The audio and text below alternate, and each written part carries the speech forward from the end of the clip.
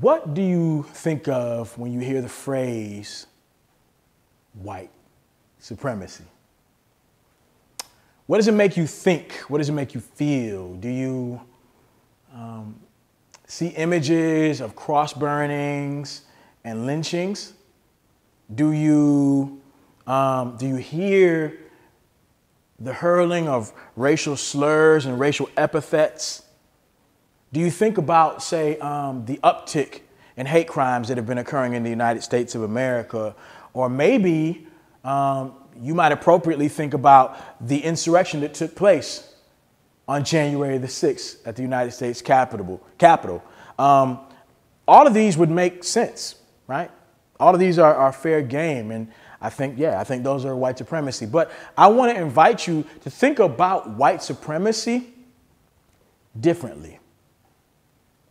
I want you to consider that white supremacy is an ideology, yes, but it is also a system of racism that flows out of that ideology. Okay? So, I know that might be a scary prospect for some folk, particularly considering all the outrage and the obsession suddenly with this concept of critical race theory that is presented almost as a boogeyman to scare folks away. The concept of white supremacy as a system is something that in some communities people are presenting as fringe or scary. And I want to submit to you that it's not. And that critical race theorists no more invented that outlook on white supremacy than Sir Isaac Newton invented gravity, right? Or Benjamin Franklin invented electricity, right? This concept of white supremacy in that way, it predates any of these individuals well before it was theorized, okay? And so you can look at the writings of David Walker's appeal as evidence of that. You can look at the writings of W.E.B. Du Bois even, and the souls of black folks. You can look at Ida B. Wells's documentation of lynchings all across the country, or even James Baldwin's writings, or Dr. King's writings in the latter part of his life. All of them present a picture of white supremacy as operating on a systemic level. And so I want to kind of push you away from the alarmist claims, and it encourage you to think about this a little bit differently. But I actually want to push you even further. And I want you to think about white supremacy as the greatest threat to the United States of America. Sit with that for a little while. I want you to consider that whatever happens to folks like myself, black folk or brown folk, native indigenous folk or Asian folk, that we are merely the proverbial canaries in the coal mine. And that those things, they may begin with folks like myself and our groups, but they're ultimately coming for all of us. And while you think about that, I'll take a couple minutes here, maybe for those who are unfamiliar, and just offer a brief history of race. Okay? In short, race is not new. Now, to be fair, it's not that old either, but it's presented as kind of like a natural state of affairs, like the society has always been organized into racial groups. And while we've always had clans and tribes and as human beings we've organized in that way, that's not what we're talking about when we look at the modern conception of race as a social construct. Race as we know it today comes from Europe. That's right. Race comes from Europe and Europeans. It is invented literally almost out of thin air. It's not based on any real science. It is a categorization and a sorting of individuals based upon features that denote their ancestry, right? So things like skin tone, right? Things like body type, things like hair texture even, the width of one's nose, the thickness of one's lips. These indicate where you might descend from. And these things are given merit to the point that they create a alleged hierarchy, right? So when Europeans created race, they also created a ranking. And predictably, Europeans whites, they gave themselves top billing. They put themselves at the top based upon the merit of their physical beauty, of their superior intellect, and of their ever-evolving and expansive culture. That was the alleged basis for that, okay? And while we know that for every yin, there must be a yang, right? There's a duality there, that when you have a positive, then you got to have a negative. And so the bottom of that hierarchy is assigned to black folks or African descended people, people like myself. And while whiteness is expanded and the categories themselves have broadened out, that even this ever-evolving nature of whiteness, it continues to reinforce the ideas and the myths of superiority. And so whiteness begins to denote, as much as it denotes superiority and supremacy, it also is defined by its distance from blackness. Okay? The fact that it is not black is what creates whiteness. These concepts, they are nurtured, they are developed, they are theorized in Europe over the 1700s and 1800s, and eventually they become exported, right? Because they make their way throughout the rest of the globe, because they provide justification for the invasion of other countries. They provide the justification for colonialism, right? They provide the justification for imperialism. And so as a result of that, these ideas of racial superiority are exported to the ends of the earth. They find their way into scientific literature. They find their way into the religious and theological propositions that are offered, even find their ways into the law. In the United States of America, the term white first appears in the Virginia legislature in the early 17th century. And so whiteness becomes a global construct, as does white supremacy. And what's important to know about this is that it's really an organizing principle, right? Early on, it was Western Europeans, Eastern Europeans weren't invited into that concept, right? But it's a dance, it's a choreographed dance of steps that if one is from European stock, they must learn and perform if they want to be proximate to power. You can't understand anything that's happening in the world unless you first understand that historical context. Now, the question is, where does that leave folks like myself? Where does that leave folks who are on the outside of whiteness, non-white others? How do people of color, black folk, Latinx folk, right? Asian folk, right? Arab folk, Native Americans, where do they fit into this American society? And the truth is, I mean, I'm being flippant, but we really don't, at least not neatly, initially, right? And that's funny to me because imagine America without the contributions and the presence of these various groups of color, right? It simply would not be what it is today. And yet, white supremacy provides the justification for the forced removal of Native American folk from their land. It provides the justification for the dispossession and the theft of their territories. White supremacy provides the justification for creating a slave-based society that the primary economic engine of which is the forced servitude, right? Chattel and perpetual slavery that is intergenerational. It enshrines the subhuman status of African descended folk, of black folk, into its founding documents. White supremacy is the justification of limiting and restricting immigration only to those who come from European countries, and the outright and explicit exclusion of those from Chinese origin. White supremacy limits where people of color can live. It limits where they can go to school. White supremacy restricts whether or not they can vote. It even determines whether their testimony is admissible in the court of law. In short, it creates an entire system around this idea, right? It is foundational. It is formative to the function of the United States of America. But even more so, These things are not merely historical. Why am I talking about stuff that happened in the past? That happened a long time ago, right? We're dwelling in the past. Well, I would submit to y'all that white supremacy is alive and well today, and that there's a historical legacy that carries on. What does it look like? I'm glad you asked. In the modern context, say in my industry and education, white supremacy looks like what is commonly known as the racial achievement gap, right? Which really merely exposes the pre-existing gaps in opportunity to just show up, gaps academically.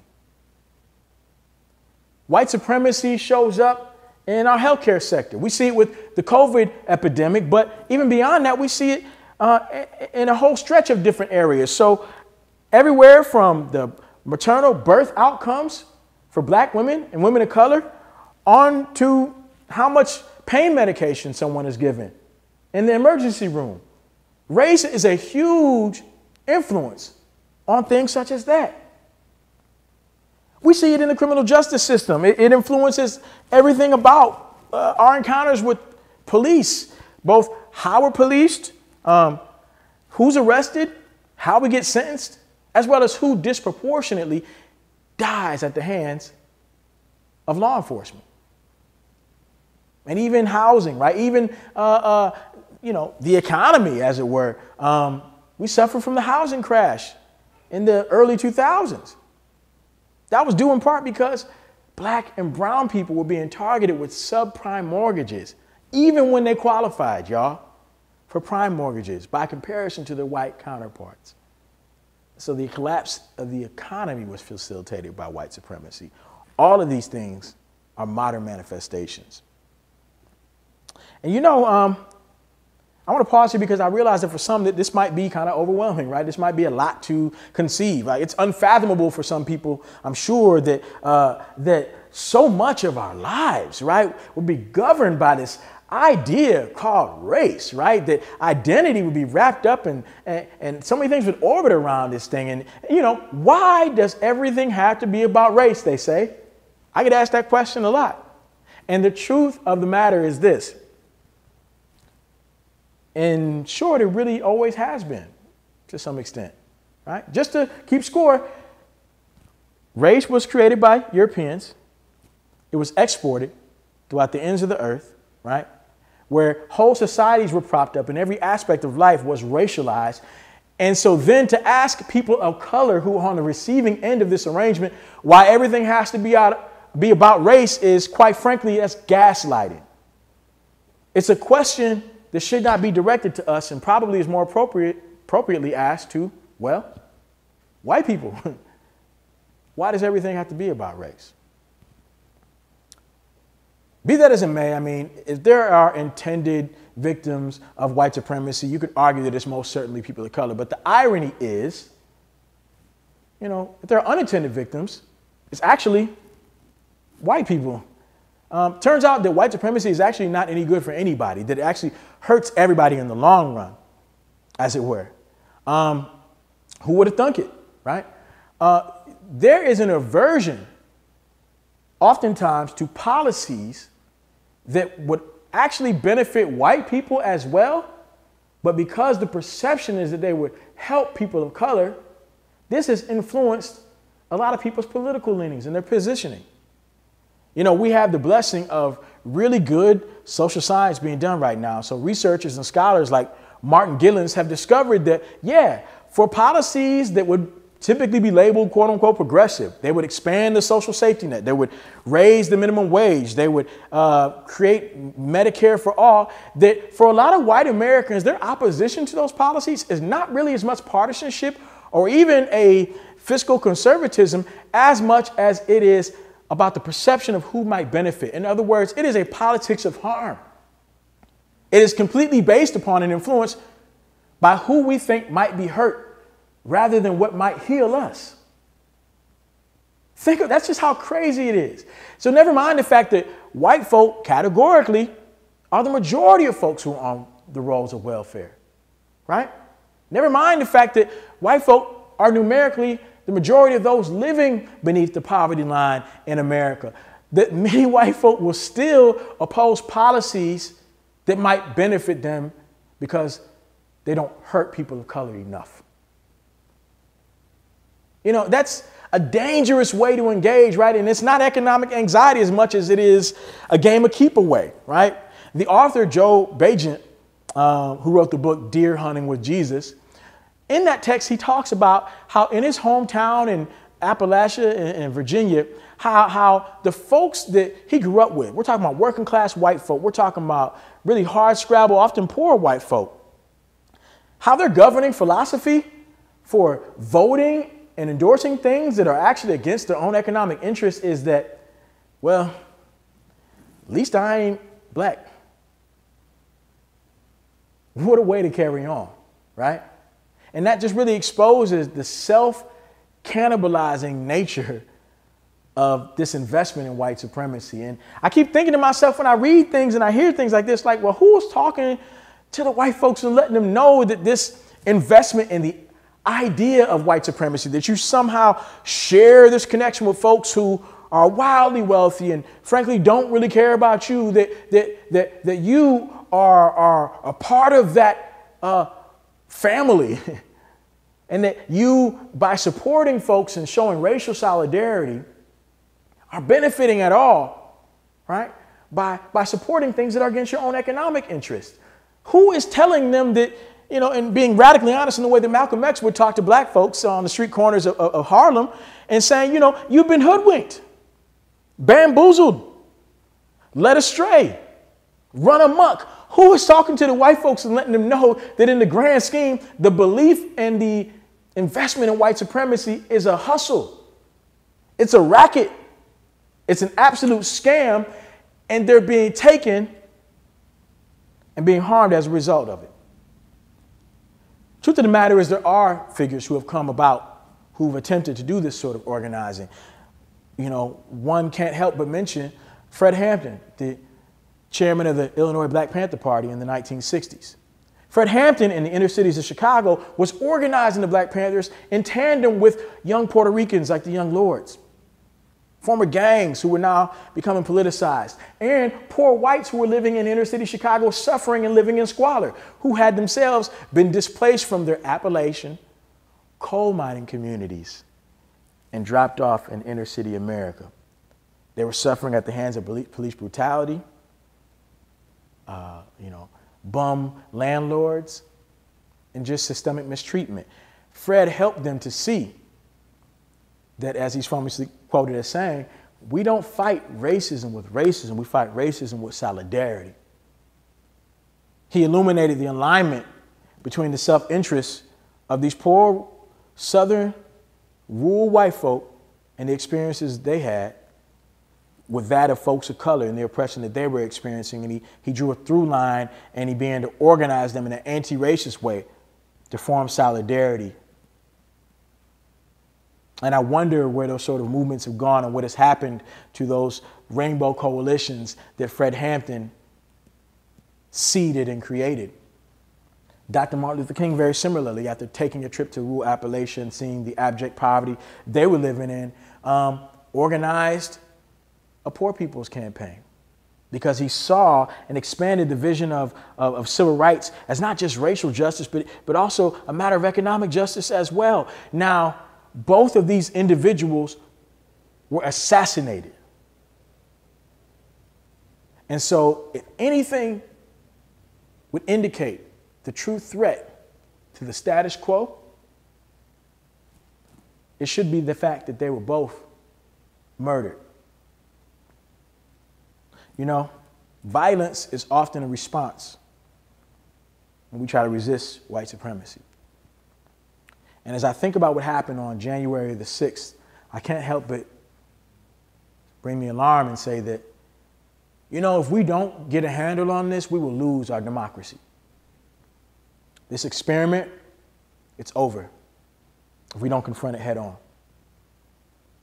You know, when the insurrectionists breached the Capitol on January the 6th, there's a photo that emerged as a result of that.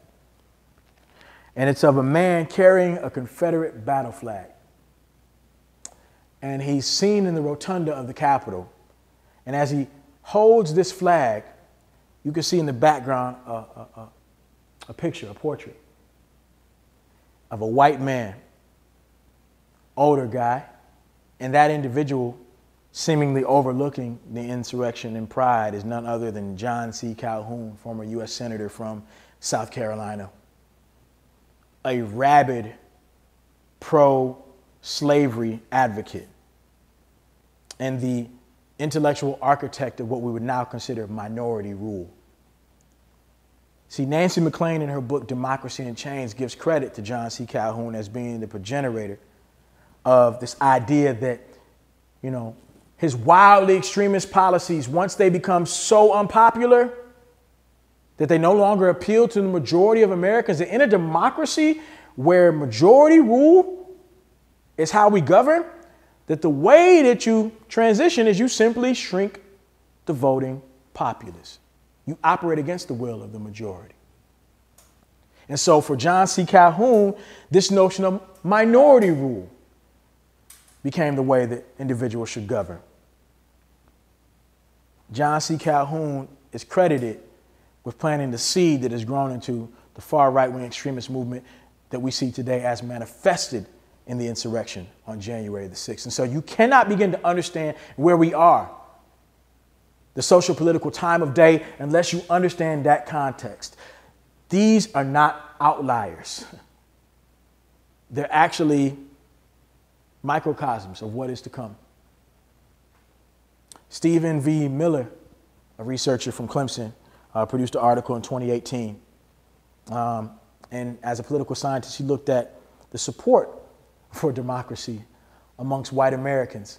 And he particularly looked at those who hold prejudices. And what he found was essentially this, that for white Americans that held prejudices of racial, cultural, ethnic others, there was a correlation between their level of prejudice and their support, a diminishing support for democracy.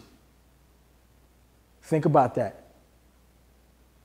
That if whites had prejudices against others, that they were willing to forego the principles of democracy in support of that. This article, as well as the data that is produced, it predates Trump. And so what we saw, this didn't emerge out of the ground. This is part of a larger problem that we have to confront. And I'll end by telling you the story.